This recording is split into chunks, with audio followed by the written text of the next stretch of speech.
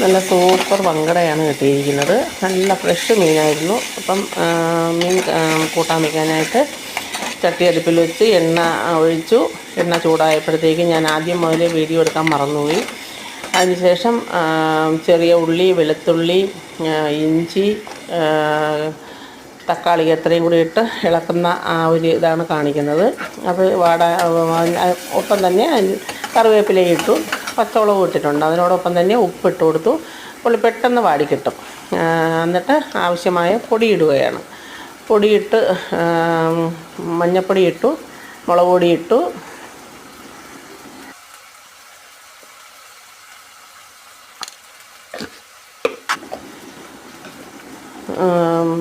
മുളക് പൊടി ഇട്ടു, മല്ലിപ്പൊടി ഇട്ടു, ആവശ്യത്തിനുള്ള പൊടികളെല്ലാം ഇട്ടു.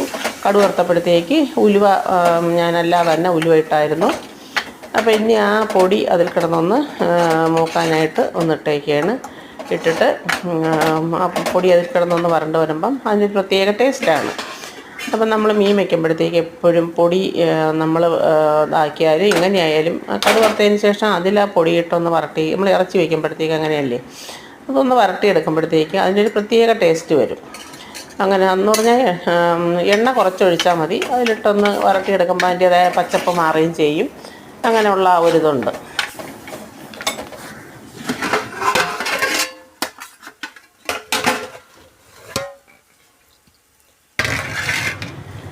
അപ്പോൾ ഇനി ആവശ്യത്തിനുള്ള ചൂടുവെള്ളം ഒഴിക്കുകയാണ്. ചൂടുവെള്ളം ഒഴിച്ചു.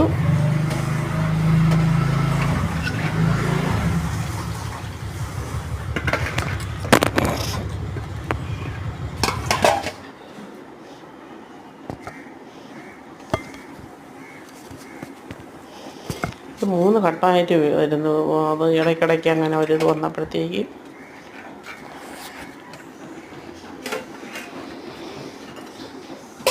അപ്പം കറി തിളയ്ക്കുമ്പോഴത്തേക്ക് നമുക്ക് മീൻ അടുപ്പിലേക്ക് ഇടാം. അപ്പോൾ കറി തിളച്ചപ്പോഴത്തേക്ക് നമുക്കിനി മീൻ അടുപ്പിലേക്ക് എടുത്തിടാം.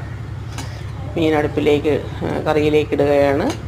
നല്ല ഫ്രഷ് വങ്കടയാണ് കേട്ടോ. തലയാണത്. നല്ല ഫ്രഷ് വങ്കടയാണ് കേട്ടോ. സൂപ്പറായിരുന്നു.